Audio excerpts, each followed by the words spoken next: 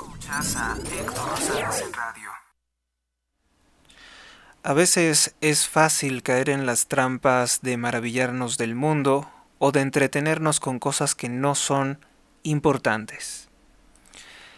Sobre todo lo digo cuando se pierde el equilibrio entre la información del mundo corriente y le dedicamos poco tiempo a estudiar la palabra de Dios u otras actividades intelectuales más edificantes. Que todo tiene que ser en perfecto equilibrio. Es a lo que me refiero. Tampoco podemos aislarnos del mundo. Bien, vamos a continuar con el capítulo número 28 del Evangelio según San Mateo, con el cual comenzamos con la sexta parte de este libro que nos habla sobre la resurrección. Después del sábado, cuando comenzaba ya el primer día de la semana, María Magdalena y la otra María fueron a visitar el sepulcro. Y he allí que hubo un gran terremoto porque un ángel del Señor bajó del cielo y llegándose rodó la piedra y se sentó encima de ella. Su rostro brillaba como el relámpago y sus vestidos eran blancos como la nieve. Y de miedo a él temblaron los guardias romanos, y quedaron como muertos. No estaban muertos, pero desmayaron y quedaron como muertos. Habló el ángel y les dijo a las mujeres: no temáis vosotras, porque sé que buscáis a Jesús el crucificado. No está aquí, porque resucitó, como lo había dicho. Venid y ved el lugar donde estaba. Luego id pronto y decid a sus discípulos que resucitó de los muertos, y he aquí que os precederá en Galilea. Allí lo veréis. Ya os lo he dicho. Ellas, yéndose a prisa del sepulcro, con miedo y gran gozo, corrieron a llevar la buena nueva a los discípulos. Y de repente Jesús les salió al encuentro y les dijo: «Salud». Y ellas, acercándose, se asieron de sus pies y lo adoraron. Entonces Jesús les dijo: «No temáis, id a avisad a los hermanos míos que vayan a Galilea, allí me verán». A partir del versículo número 11 nos habla sobre el soborno que se dio a los soldados por parte de los fariseos. Mientras ellas iban, algunos de los guardias fueron a la ciudad a contar a los sumos sacerdotes todo lo que había pasado. Estos, reunidos con los ancianos, deliberaron acordaron resolver dar mucho dinero a los soldados, diciéndoles: «Habéis de decir, sus discípulos vinieron de noche y lo robaron», se refieren al cuerpo, «mientras nosotros dormíamos. Y si el gobernador llega a saber esto, nosotros lo persuadiremos y os libraremos de cuidado». He aquí que se exhibe el poder de corrupción que ya en ese entonces tenían los líderes del pueblo judío. Versículo 15. Y ellos, tomando el dinero, hicieron como les habían enseñado. Y se difundió este dicho entre los judíos hasta el día de hoy. A partir del versículo número 16 nos habla sobre la aparición de Jesús en Galilea. Los 11 discípulos fueron pues a Galilea, al monte donde les había ordenado Jesús, y al verlo, lo adoraron. Algunos, sin embargo, dudaron. Y llegándose Jesús les habló diciendo: «Todo poder me ha sido dado en el cielo y sobre la tierra. Id pues, y haced discípulos a todos los pueblos, bautizándolos en el nombre del Padre, el Hijo y el Espíritu Santo». Para aquellos que son negacionistas de la Sagrada Trinidad, como es el caso de la secta de los arrianos, si es que acaso existen todavía, el versículo 19 los desmiente. «Id pues y haced discípulos a todos los pueblos, bautizándolos en el nombre del Padre, el Hijo y el Espíritu Santo, enseñándoles a conservar todo cuanto os he mandado. Y mirad también, y mirad que yo con vosotros estoy todos los días, hasta la consumación del siglo. Vamos ahora con algunas explicaciones y comentarios acerca de este capítulo número 28 y último del Evangelio según San Mateo. Cuando dice la otra María, se refiere a la madre de Santiago el Menor. Su marido se llamaba Cleofás o Alfeo. Notemos la lección del ángel. El que busca a Jesús nada tendrá que temer, ni aun frente a un terremoto como aquel, que fue el terremoto que ocasionó el ángel para que se moviera la roca que cubría la entrada del sepulcro de Jesús. El fracaso de los argumentos contra la resurrección. Recuérdese que los saduceos, los fariseos, si algo niegan, es precisamente la resurrección. Son declarados enemigos de la resurrección. Es más que evidente que ocurre que recurrieron a una historia muy mala. Los sionistas o los fariseos de aquel entonces recurrieron a testigos dormidos. ¿Cómo van a dar testimonio testigos que estaban dormidos? Oh infeliz astucia, exclama San Agustín, cuando estaban durmiendo, ¿cómo pudieron ver? Si nada vieron, ¿cómo pueden ser testigos?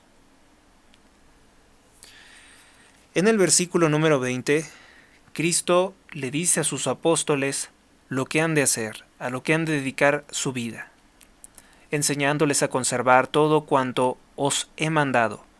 Las enseñanzas de Jesús fueron completas, según lo anuncia él mismo, por el Espíritu Santo que inspiró a los apóstoles los demás libros sagrados que hoy forman parte del Nuevo Testamento.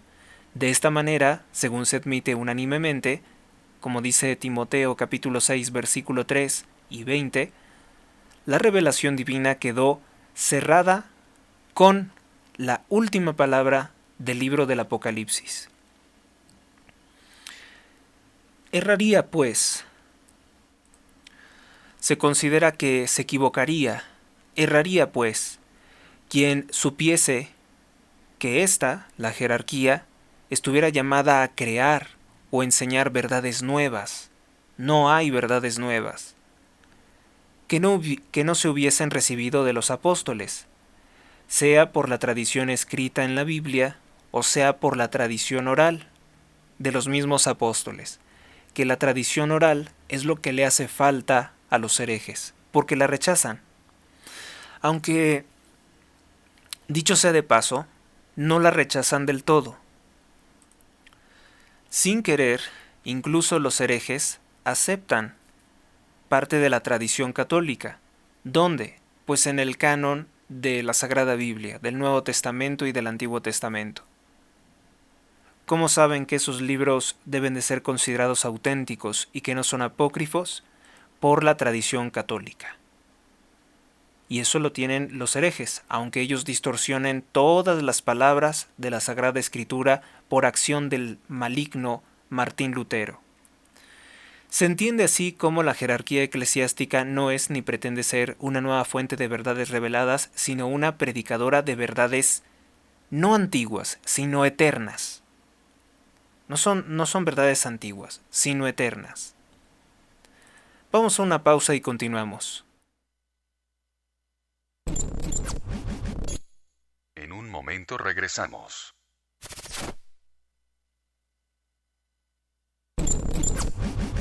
Regresamos. Estábamos hablando precisamente de la tradición oral y escrita, que la jerarquía eclesiástica no puede cambiar, no puede derogar, no puede alterar, y no lo hacen. En la mayoría de los casos no lo hacen, a diferencia de las sectas heréticas, que interpretan y que ponen en las palabras de Dios lo que a ellos les viene en gana. Quedó sellada precisamente en este primer libro del Nuevo Testamento, en el libro de Mateo, queda sellada la palabra de los apóstoles inspirada por el Espíritu Santo. La jerarquía eclesiástica no es ni pretende ser una nueva fuente de verdades reveladas, sino una predicadora de las antiguas, según indica aquí, según ordena, exige nuestro Señor Jesucristo. De la misma manera que la misión del Tribunal Superior encargado de interpretar y aplicar la Carta Constitucional, de la misma forma que una universidad está encargada de enseñar, no es crear artículos nuevos de su imaginación, ni quitar otros, sino al contrario, guardar fielmente el depósito de la fe. Cuidado, porque han habido intentos, por ejemplo, de adoptar conductas contra natura dentro de la Iglesia. Lo que dice la Sagrada Escritura no lo puede cambiar el Papa. No vamos a aprobar el sicariato, como las 30 monedas que dan a Judas Iscariote para que entregue a Cristo, que ahora es al aborto. No vamos a aceptar la sodomía y el lesbianismo como parte de la identidad de las personas, ni mucho menos la transexualidad. Se quiere a la persona, a los seres humanos, no por sus vicios. Las personas no son sus vicios. Hay que guardar fielmente el depósito de la fe, de modo que no se disminuya ni se aumente. También hay que ser muy cuidadosos con las interpretaciones que hacemos, precisamente porque no aumentamos ni disminuimos el depósito de la fe. De ahí lo que dice el Papa Pío XII, la importancia capitalísima de que el cristiano conozca en sus fuentes primarias ese depósito de la revelación divina, ya que, según declara el mismo pontífice, muy pocas cosas hay cuyo sentido haya sido declarado por la autoría de la Iglesia, y no son muchas más aquellas en las que sea unánime la sentencia de los santos. Esto viene en la encíclica Divino Afflante Spiritu, que por cierto, de esta semana tengo una lista de encíclicas que he querido leer, he querido compartir, y ya pronto lo haremos, ya pronto podremos hacerlo. Entonces concluimos el primer libro, en este orden, del Nuevo Testamento, que es el libro de San Mateo. Vamos a continuar con el Evangelio de nuestro Señor Jesucristo según San Marcos, que recuérdese que todos narran aspectos de esta misma historia, pero con detalles distintos. Escuchas a Héctor Rosales en radio. Nota introductoria. El apóstol Marcos, que antes se llamaba Juan. Marcos era antes Juan. Fue hijo de aquella María en cuya casa se solían reunir los discípulos del Señor, y viene relatado en Hechos de los Apóstoles capítulo 12 versículo 12. Es muy probable que la misma casa sirviera de escenario para otros acontecimientos sagrados como la Última Cena y la venida del Espíritu Santo. Con su primo Bernabé, acompañó Marcos a San Pablo en el primer viaje apostólico hasta la ciudad de Perge de Panfilia. Perge de Panfilia. En Hechos de los Apóstoles 13:13. Perge de Panfilia. Más tarde, entre los años 61 al 63 después de Cristo, lo encontramos de nuevo del lado del apóstol de los gentiles cuando éste estaba preso o detenido en Roma.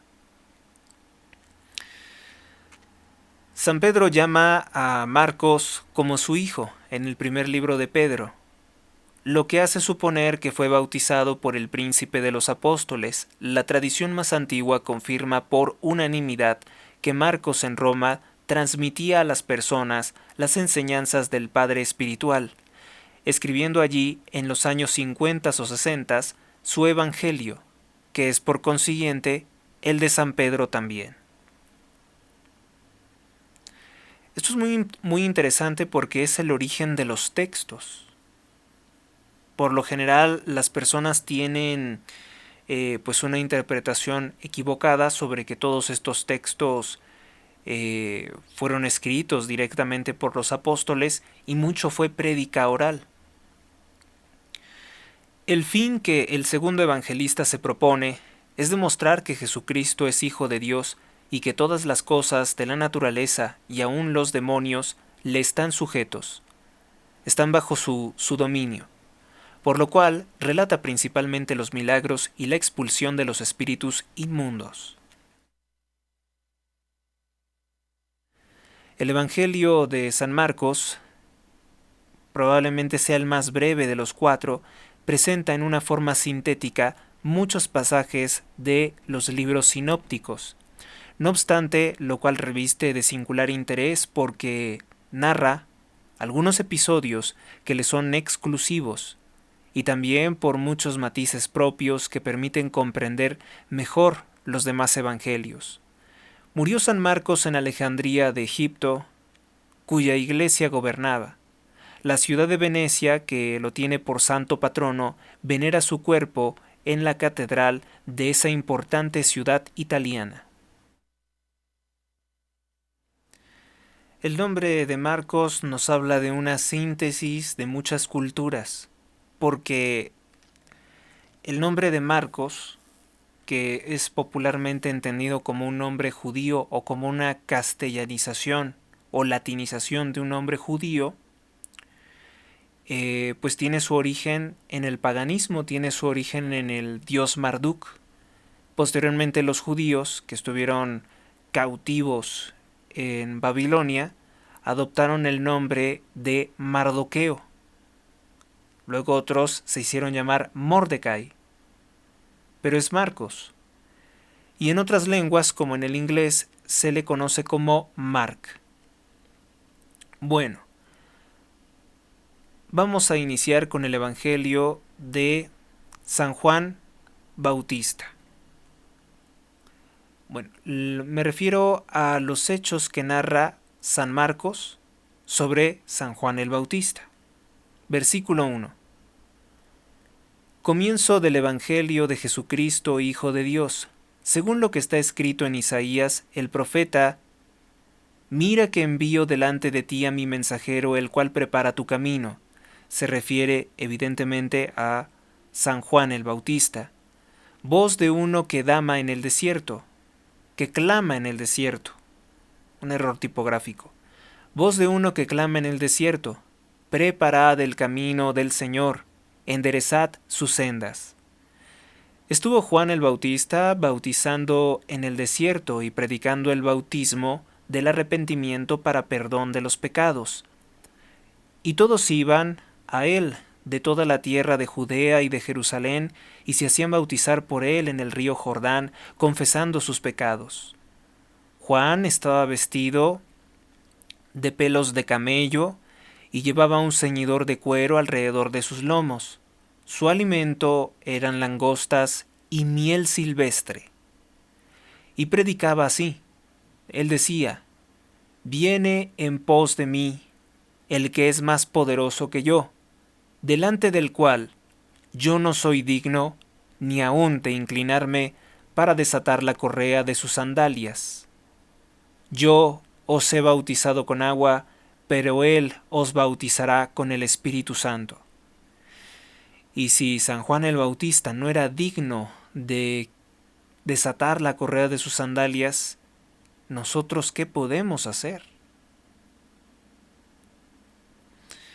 La conmoción de que San Juan el Bautista, con su prédica de penitencia y su modo de vida, pues ni siquiera él pudiera desatar las sandalias de Cristo, nos explica discretamente que Cristo, el Mesías, es Hijo de Dios. Alguien tan grande, tan especial, que San Juan el Bautista decía que él no era digno de desatar las sandalias. A partir del versículo número 9 nos habla del bautismo y de la tentación de Jesús. Y sucedió que en aquellos días Jesús vino de Nazaret de Galilea y se hizo bautizar por Juan en el Jordán. Y al momento de salir del agua vio entreabrirse los cielos y el espíritu que en forma de paloma descendía sobre él. He aquí el Espíritu Santo que se aparece en forma de paloma. No es nada anárquico que se represente así en el arte sacro. Y sonó una voz del cielo, diciendo: Tú eres el Hijo de mi amado, en ti me complazco. Y enseguida el Espíritu lo llevó al desierto. Y se quedó en el desierto 40 días, siendo tentado por Satanás, y estaba entre las fieras.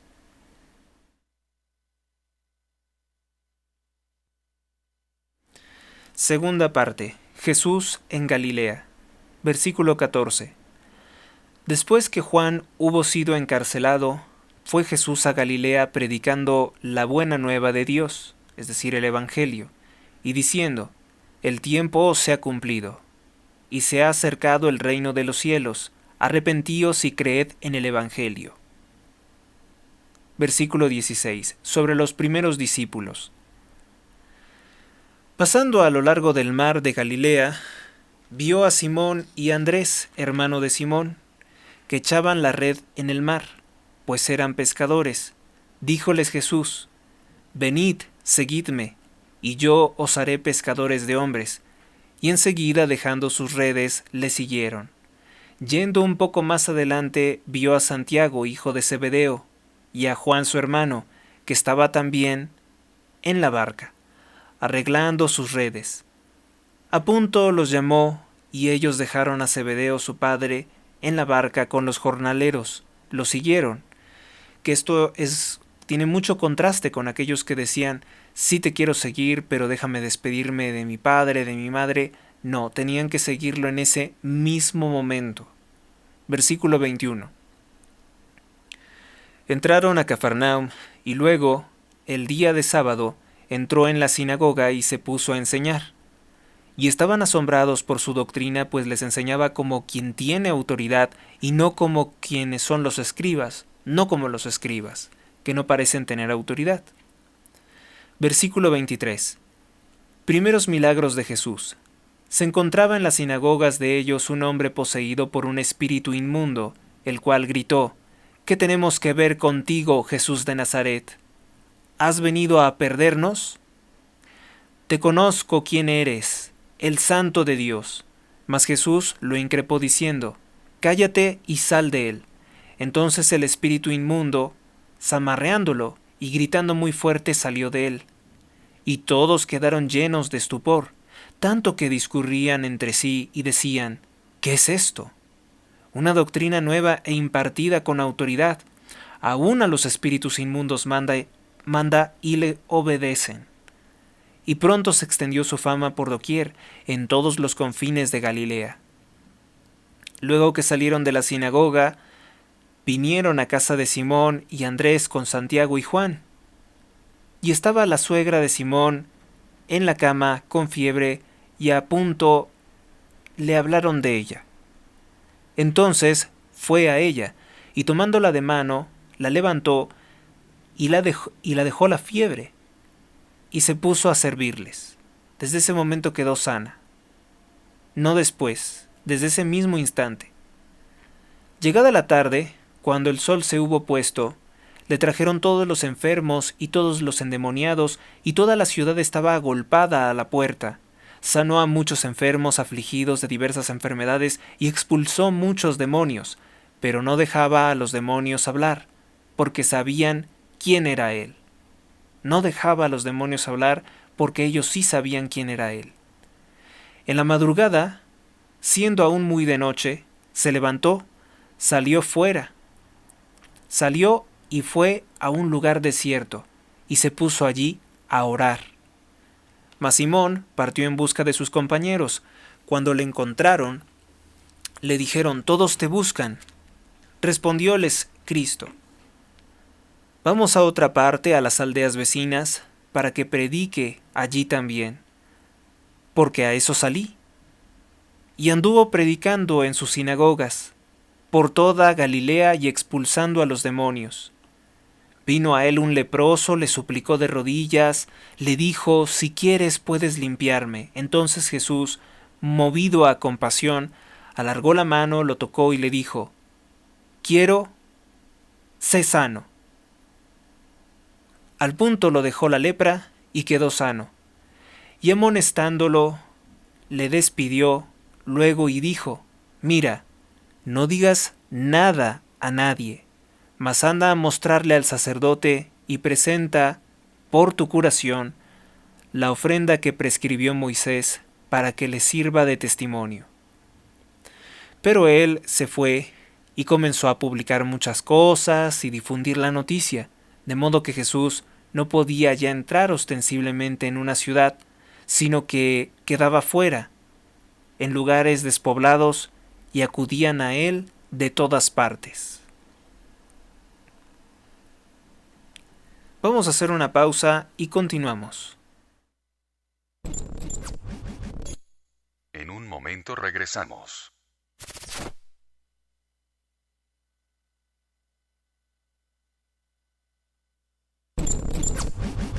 Regresamos. Vamos ahora con el capítulo número 2 del Evangelio según San Marcos, que nos explica cómo Jesús sanó a un paralítico. Entró de nuevo en Cafarnaum al cabo de cierto tiempo, y oyeron las gentes que estaban en casa. Y se juntaron allí tantos que ya no cabía ni delante de la puerta, y les predicaba la palabra. Le trajeron entonces un paralítico llevado por 4, y como no podía llegar hasta él, a causa de la muchedumbre, levantaron el techo encima del lugar donde él estaba, y haciendo una abertura, descolgaron la camilla en la que yacía el paralítico. Al ver la fe de ellos, dijo Jesús al paralítico: «Hijo mío, tus pecados te son perdonados». Mas estaban allí sentados algunos escribas que pensaron en sus corazones: «¿Cómo habla éste así? Blasfema. ¿Quién puede perdonar los pecados sino solo Dios?». Al punto Jesús, conociendo en su espíritu que ellos tenían estos pensamientos dentro de sí, les dijo: «¿Por qué discurrís así en vuestros corazones? ¿Qué es más fácil decir al paralítico: tus pecados te son perdonados, o decirle: levántate, toma tu camilla y anda? Pues bien, para que sepáis que el Hijo del Hombre tiene el poder de redimir los pecados sobre la tierra, dijo al paralítico: «Te lo digo, vete, toma tu camilla y vuelve a tu casa».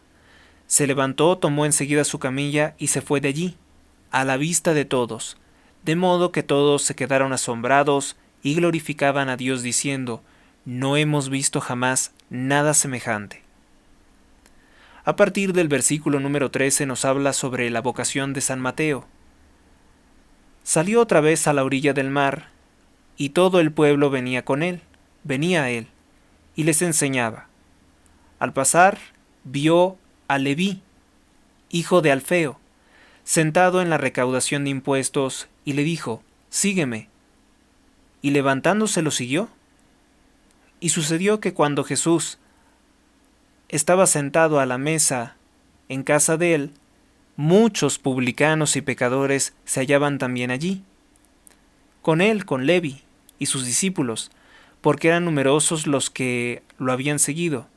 Los escribas de entre los fariseos, empero, viendo que comía con los pecadores y publicanos, dijeron a sus discípulos: «¿Por qué come con los publicanos y los pecadores?». Mas Jesús, oyéndolo, les dijo: «No necesita de médico los sanos, sino los que están enfermos. No vine a llamar a justos, sino a pecadores». Versículo 18. A partir de este versículo nos habla sobre la discusión sobre el ayuno y el sábado. Un día ayunaban los discípulos de Juan, también los fariseos, y vinieron a preguntarle: «¿Por qué mientras los discípulos de Juan y los de los fariseos ayunan, tus discípulos no ayunan?». Respondió Jesús: ¿pueden acaso ayunar los compañeros del esposo mientras el esposo está con ellos? En tanto que el esposo está con ellos, no pueden ayunar. Pero tiempo vendrá en que el esposo les será quitado, y entonces en aquel tiempo ayunarán. Nadie zurce temiendo del paño nuevo en vestido viejo, pues de lo contrario el remiendo tira de él, lo nuevo de lo viejo, y la rotura se hace peor. Nadie zurce temiendo de paño nuevo en vestido viejo.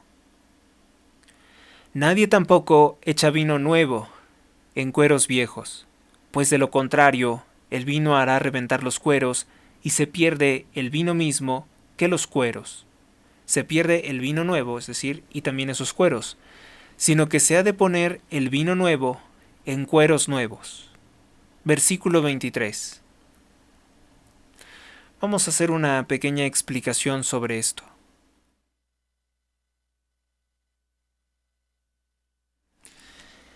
Para San Agustín, dice que el Evangelio es como el vino nuevo, tiene una inmensa fuerza espiritual y rompe los moldes que quieren someter la palabra de Dios a nuestra pobre razón, a nuestros pobres criterios o a nuestros intereses.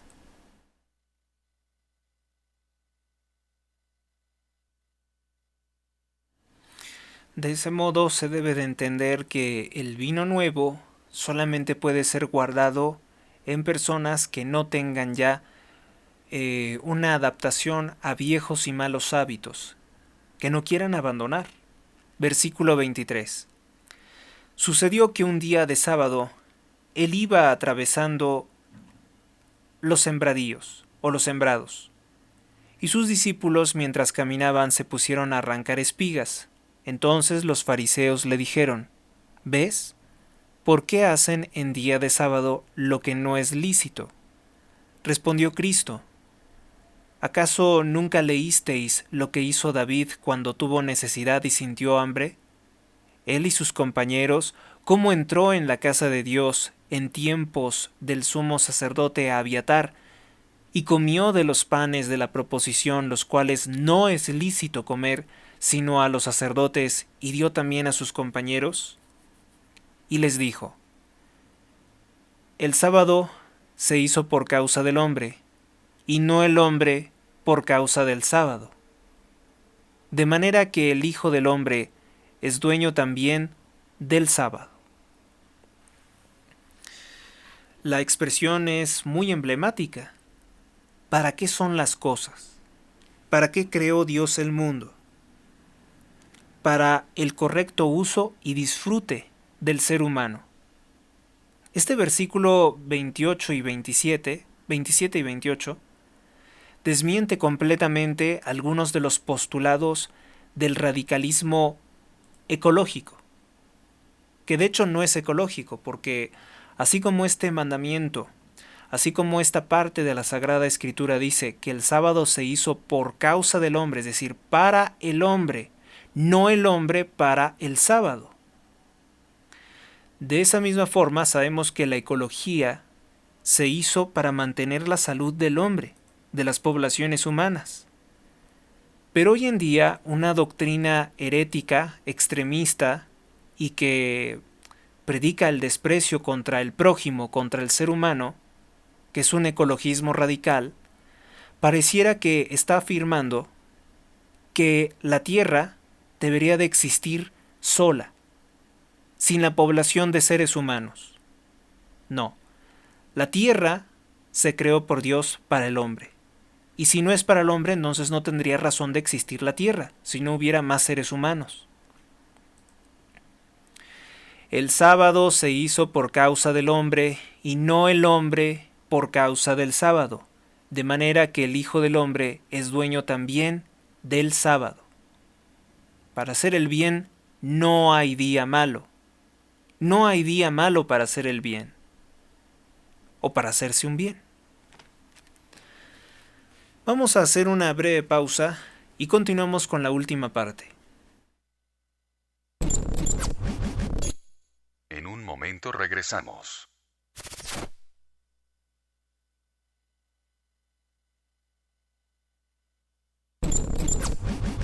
Regresamos.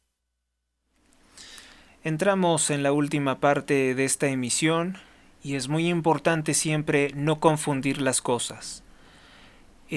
¿Para qué son las cosas? Entre también las doctrinas heréticas y criminales hallamos el marxismo o el comunismo, que no es más que un economicismo. Reducen la existencia del ser humano a ser sirvientes de un sistema económico. El ser humano no vive para eso. No vive para servir a un sistema económico y político. ¿Para qué existe el hombre? ¿Cuál fue el motivo por el cual Dios hizo al hombre?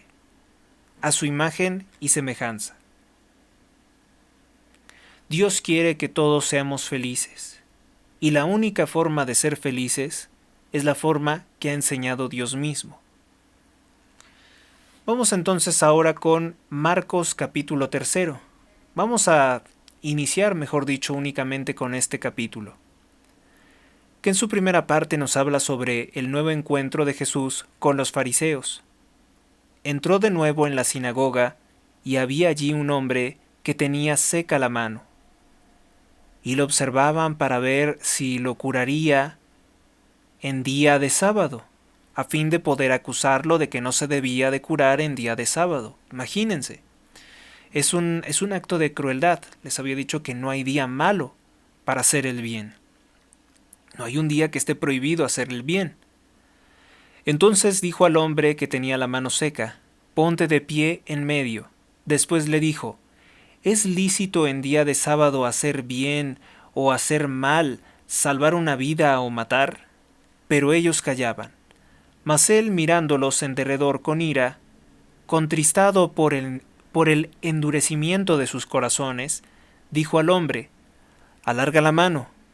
Y se la alargó, se la acercó, y la mano quedó sana. Y salieron los fariseos enseguida y deliberaron con los herodianos, es decir, los seguidores de la adúltera, Herodias o de Herodes, con los herodianos, los idumeos, sobre cómo hacer morir a Cristo, por sanar. Por hacer un bien, ellos lo querían matar. Los herodianos o partidarios del rey Herodes, hagan de cuenta un partido político como hoy pudiera ser Morena, eran amigos de los romanos, eran traidores a la patria al servicio de la potencia de aquel entonces, así como López Obrador y Morena son aliados de los traidores, de los enemigos de México, las potencias extranjeras. Las potencias o dinastías extranjeras de la masonería como la familia Rockefeller. Y por consiguiente, enemigos de los fariseos, eminentemente nacionalistas. Si los dos partidarios tan opuestos se juntaron, solo fue por odio y para librarse de Jesús. Porque los fariseos representaban otra facción, lo que hoy podríamos llamar la supuesta derecha, una derecha que dice ser nacionalista, pero por nacionalista o por mandatos de hombres, a veces también olvida practicar la caridad. Y aquí estas dimensiones de la política, cómo estaba dominada y cómo confundían o desviaban el corazón de los hombres, de los judíos, desviaban el corazón de los israelíes del verdadero Dios y de su doctrina. Porque hizo un bien, querían matarlo. A partir del versículo número 7 nos habla sobre la mucha gente que acude a Jesús. Jesús se retiró con sus discípulos hacia el mar, y mucha gente de Galilea lo fue siguiendo. Y vino también a él de Judea, de Jerusalén, de Idumea, de Transjordania y de la región de Tiro y de Sidón, una gran multitud que había oído lo que él hacía. Y recomendó a sus discípulos que le tuviesen pronta una barca a causa del gentío, para que no los atropellasen, porque había sanado a muchos, de suerte que todos cuantos tenían dolencia se precipitaron sobre él para tocarlo. Y los espíritus inmundos, al verlo, se prosternaban delante de él y gritaban: «Tú eres el Hijo de Dios», pero él les mandaba rigurosamente que no lo diesen a conocer. Bien, pues es así como concluimos una emisión más de Estudios Bíblicos. Les agradezco el haberme acompañado en esta emisión, que recuérdese que está disponible en mi canal de YouTube y también pueden escucharlo en mi canal de podcast en iBooks. Gracias por su atención, Dios los bendiga a todos hoy, mañana y siempre. Hasta la próxima. Suscríbete a Héctor Rosales Oficial y recibe las últimas noticias y actualizaciones del canal. Gracias por tu atención, hasta la próxima.